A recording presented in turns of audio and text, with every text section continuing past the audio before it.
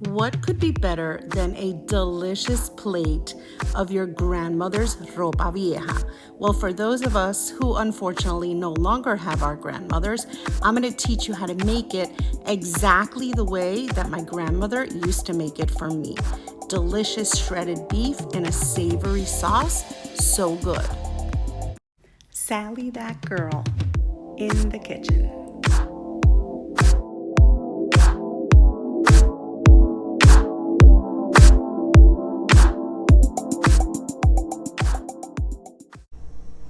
Hi everyone, and welcome to another episode of Sally, that girl, in the kitchen. In today's episode, I'm going to teach you how to make my Cuban grandmother's ropa vieja. Yes, absolutely divine, exactly the way my Cuban grandmother made it, because I am fortunate enough to have the recipe written in her handwriting. Although she's not here with me anymore, I treasure that paper tremendously. I love seeing her handwriting and following her steps, and I hope she's watching me from up above, and I am making her proud. So my grandparents, of course, were Sephardic Turkish Jews that went to Turkey, but eventually when they left Turkey, my ancestors moved to Cuba. And so, of course, I film a lot of Sephardic Turkish dishes, but my parents themselves were born in Cuba. That generation was born in Cuba, and this particular grandmother was the youngest of her siblings, and she also was born in Cuba, although all her older siblings were born in Turkey. So of course, the years they spent in Cuba, they picked up a lot of that Latin flair, a lot of those Latin spices and Latin recipes. So this recipe is hers, and it is delicious. So I am super excited to teach you how to make it. So let's not wait another second, and let's get started. For today's recipe, you will need either 2 pounds of flank steak, skirt steak, brisket, chuck, or boneless short ribs. What you're looking for is a meat that can be shredded, that pulls apart, that you can see the filaments running through it, and that shreds easily. So I would ask your butcher what he or she has available, because especially if you're buying your meat kosher, I recognize that cuts such as flank and skirt are super pricey, not always readily available. And so ask your butcher for their recommendation. You just want a piece of meat that has beautiful filaments running throughout and that can shred easily. You'll also need 2 bay leaves plus 1 more separate, a teaspoon of salt plus another teaspoon separate, 4 black peppercorns, 3 tablespoons of extra virgin olive oil, 1 yellow onion, 1 red bell pepper, 3 cloves of garlic, about 1/3 of a bunch of parsley, which is approximately 1/2 cup of chopped parsley. I'm using the Italian, the flat leaf parsley, but you can also use the curly parsley. Either one is fine. 1/4 teaspoon of dried oregano, 8 ounces of tomato sauce, 1 1/4 cups of white wine, a teaspoon of white vinegar, and some fresh ground black pepper to taste. You'll also need some type of a spatula for stirring, a medium-sized bowl and a couple of forks for shredding your meat, a wet measuring cup, some measuring spoons, a cutting board and a knife, and some oven mitts. And I also recommend, if you have them, a long pair of tongs.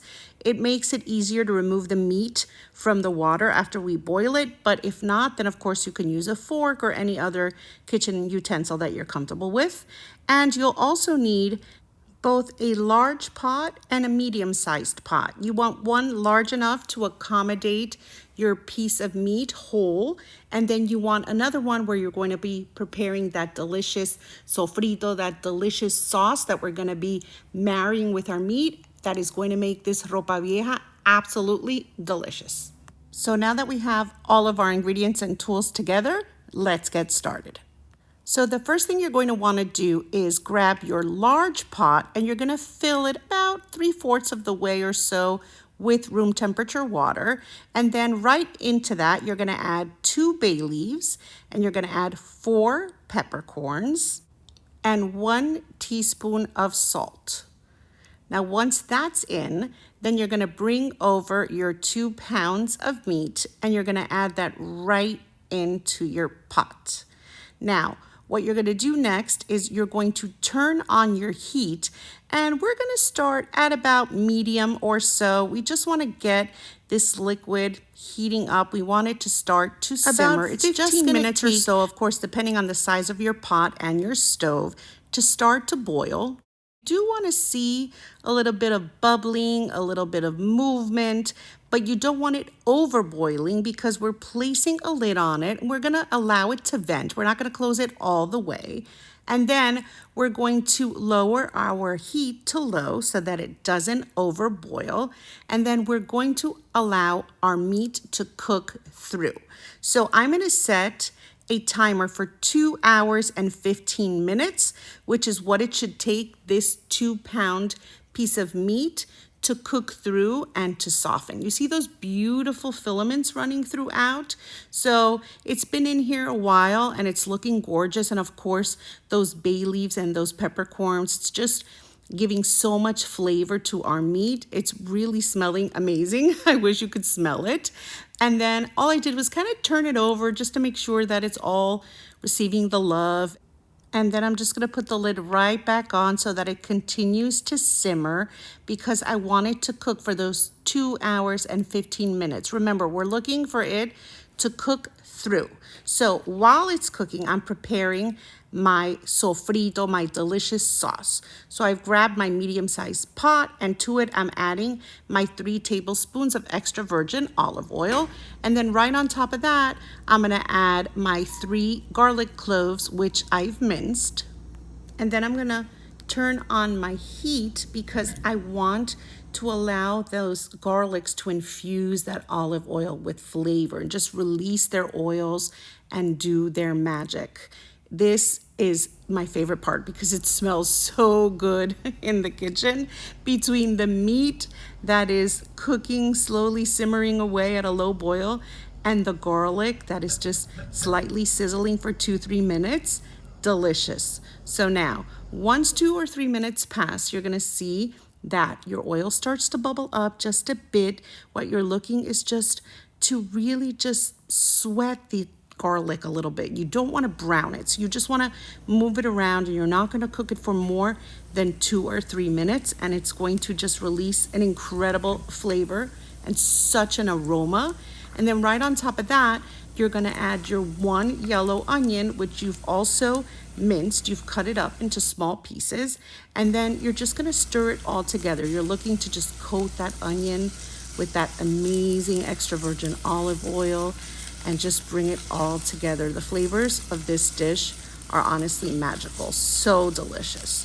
So once you've combined your onion, garlic, and olive oil, then all you're going to do is cook the onions for a few minutes, maybe 5 minutes max. You just want to sweat them a bit to infuse them with that beautiful extra virgin olive oil, combine them with that beautiful garlic.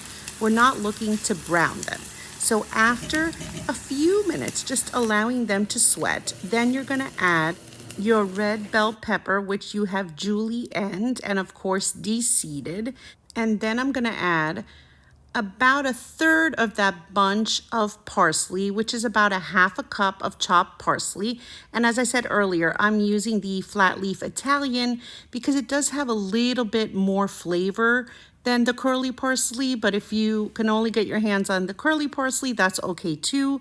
And then all I'm doing is I'm just combining all of these ingredients together. Notice I put in those bell peppers last because I want them to retain their shape. I want them to stay fairly whole. And then I'm gonna add a bay leaf and 1/4 teaspoon of dried oregano, a teaspoon of salt, and then using my pepper mill, I'm just gonna add some freshly ground black pepper. This you can do to taste. I like to go a little heavy-handed on the black pepper, but you can put as much or as little as you'd like. And then for some tang, for some acidity, I'm adding 1 teaspoon of white vinegar, and I just love that sound. And then I'm also gonna add 1 1/4 cups of white wine. This sauce is absolutely divine. Look at how beautiful it bubbles up. And if you could only smell it. So I'm adding it little by little because, of course, the liquid into the hot ingredients creates some steam, but it just bubbles up beautifully and it's going to create the base for such a delicious sauce for my abuela's ropa vieja. She really knew what she was doing. This smells incredible. So now I'm going to add 8 ounces of tomato sauce. And then I'm just going to stir to bring the ingredients together. And this is our sauce. This is really where the magic is, that combination of tomato sauce, that touch of vinegar, the white wine, the parsley, the onions, the garlic, the bell pepper, just sizzling away. It looks so beautiful and it's smelling incredible. So once you see that those edges are bubbling, then you're just gonna grab your lid, and just like you did with the meat, you're gonna place it on, but you're gonna allow it to vent and you're gonna leave it on low. But this is only going to need to cook for about 15 minutes. So our meat is cooking and our delicious sofrito, our sauce, is also cooking and just getting ready.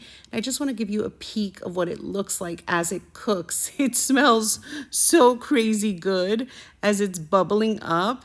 It is just going to be so delicious and it's just the perfect ropa vieja. So I'm just gonna come in, mix it all together, and all of those yummy vegetables have kind of broken down, but you see how the bell peppers have stayed in strips? That's how my grandmother used to do it, and that's how I love it. So it's been 15 minutes. I'm gonna turn off the heat, but what I did was I put the lid on, no longer venting, and I'm gonna let it just sit covered on my stove while our meat finishes cooking. Look at how beautiful that looks with that steam escaping, and it smells so crazy good in my kitchen right now. So during the 2 hours and 15 minutes that our meat is cooking, all I'm gonna do is come in just maybe twice or so and just flip my meat over. I just like to give it a chance to boil on both sides with this beautiful light boil. And then I just turned it over. It's looking great. And then of course, at any point, if you uncover your meat and notice that the water level has dropped a bit, then warm up some water in your microwave and then just add some more water to your pot. You always want to make sure that you have enough water to cover your meat, and by heating the water before adding it, then quickly your water will once again start to simmer and bubble up. If you use water that's too cold, then you're just gonna shock your meat and you're gonna stop that like bubbling, boiling process. So you wanna add your water that is warm. So heat it up first in the microwave and you'll see how quickly your meat just returns to that low boil, that bit of a simmer. So now it's been 2 hours and 15 minutes. My meat is smelling delicious. It's looking incredible. It's time to turn off my stove as my meat is cooked and ready. I'm telling you, it smells so good. So I brought over a medium bowl, and we're not going to get rid of that water because we are going to use it. We're going to scoop some out as part of our sauce. So do not drain off the water. Critically important. Instead, I'm using my tongs and I'm carefully going to remove the meat from this delicious liquid. You must understand the liquid at this point has been infused with the juices from our meat, those peppercorns, the bay leaf, some salt. It is a delicious broth. It is perfectly savory. So it's liquid gold. Do not drain or discard this liquid. So now our meat is fully cooked, but it's going to become all the more savory when we marry it with that amazing sauce that we prepared. And we're going to be using some of this liquid, but the leftover liquid, don't discard that either. You can add some carrots, the extra parsley, some chopped potatoes or noodles, and make a soup out of it. Don't waste a thing. It's delicious. So now we've placed our meat into a medium-sized bowl, And it is so tender that just by using a couple of forks, I practically don't even have to touch it. And the meat just completely comes apart. Look at how beautiful and how easy. I'm just going in with my 2 forks. I'm shredding that meat. Talk about fork tender. And there we have Ropa Vieja, old clothes. But of course, it's not ready yet because remember this beauty? So our sauce has been sitting. And of course, you can see it's become thicker. So I'm going to grab some of that liquid that we boiled our meat in, and it's going to become part of our sauce. So I'm adding first about a half a cup, but in total, I'm going to be adding 1.5 cups of that boiling liquid, which is also one of the reasons I was telling you that if your liquid starts to evaporate and consume, you want to add more warm water because you do want to have at least 1.5 cups. But I'm telling you, you're going to have even more than that, and you'll be able to make a delicious soup too. So that's like a little bonus. So I'm adding in my meat. I've only added a half a cup of liquid at this point, but I will add some more. And I'm going to combine the meat and this delicious sauce. I'm just doing it gently because I don't want to break up those beautiful red bell pepper strips that are running throughout, but I do want to make sure that I get that sauce all over the meat. So I'm coming in with about another half a cup. So far I've added 1 cup of the liquid that we used to boil the meat in. And then I'm just gently combining that in, just loosening up that sauce and coating up that meat. And then, of course, I'm going to add one more time, another half a cup of that beautiful liquid, and we are ready. So what we're going to do now is we're going to turn on our heat. But all I'm doing at this point is marrying all those flavors and warming up this meat so that it is ready to be served. Our ropa vieja is going to be completely infused in that amazing sauce. And I wish you could smell it right now. It is incredibly aromatic. It smells so good in my kitchen. So all I'm going to do is wait a few minutes for it to start bubbling up. There we go. And look at how gorgeous that sauce has become between that sofrito that we prepared and the tomato sauce and the white wine and that touch of white vinegar and then that beautiful liquid that we added. We have a delicious, classic, amazing ropa vieja. So I've turned off my heat because this is ready to be served. And I'm so excited because my kitchen smells amazing and I cannot wait to get into this for lunch. I've been working on it this morning and I cannot wait to have some because look at how gorgeous this looks, and as beautiful as it looks, I'm telling you, the flavor is spectacular. It is such a beautiful dish, and you saw it's really not hard to prepare at all.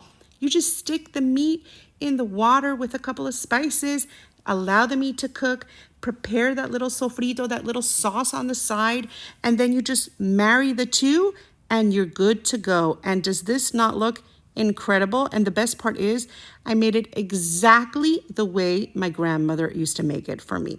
Of course, I prepared myself some white rice because I love ropa vieja con arroz blanco, white rice. That's the classic way to serve it. That's the way that Cubans usually serve this dish. But of course, there's nothing stopping you from serving this with some quinoa or mashed potatoes or whatever your favorite side is, because that sauce and that meat is just so crazy flavorful. It would be good on anything, on a baked potato. And actually, it's amazing inside of an arepa. I lived 3 years in Venezuela, and they call it carne mechada, but it's pretty much the same thing. It's a shredded beef dish. This would go amazing inside of an arepa, just pretty much in anything. It's so good. You can serve it any way, and you are truly going to enjoy it. And I'm telling you, you can make this for company or just any day of the week. It is so delicious. It's really not hard to prepare. Just need to be a little patient, allow that meat to boil for a few hours, and Just bring it all together and look at how beautiful. You see how lovely the way that meat just shredded into strips. It's so, so beautiful and it's aromatic. I cannot wait to take a bite. It looks so good. It is amazing. It is just like my grandmother used to make. And I can assure you of that because it is her recipe. Delicious with that little bit of rice, even better. It is so crazy good. It's warm and inviting and just hearty and delicious. This is such an amazing dish, and I'm telling you, anyone who tries it is going to like it. It's so easy and so classically Cuban and just so absolutely flavorful and delicious. I can't get enough. Perfect, perfect, perfect with rice, with whatever you want, or all by itself. It's crazy good.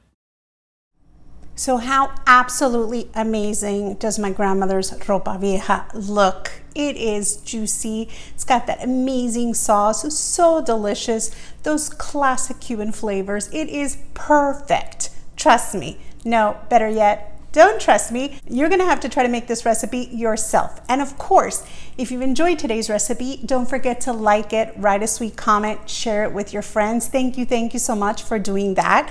And you can, of course, follow me on social media. I'm Sally That Girl in the Kitchen on Facebook, Instagram, and on Pinterest, and Sally That Girl FL on Twitter, Snapchat, and on TikTok. And don't forget, I have my Sally That Girl in the Kitchen Amazon store. You can look there and find a lot of the products or a lot of the tools that I use in my recipe videos there. So make sure to check those out. And of course, if you're not subscribed here on YouTube, stop what you're doing, go subscribe, touch that little notification bell, and that way you'll get notified every time I put up a new recipe video, which I do all of the time. So I don't want you to miss any. So definitely be sure to do that. And of course, thank you so much for watching, and I'll see you next time. Sally That Girl in the Kitchen.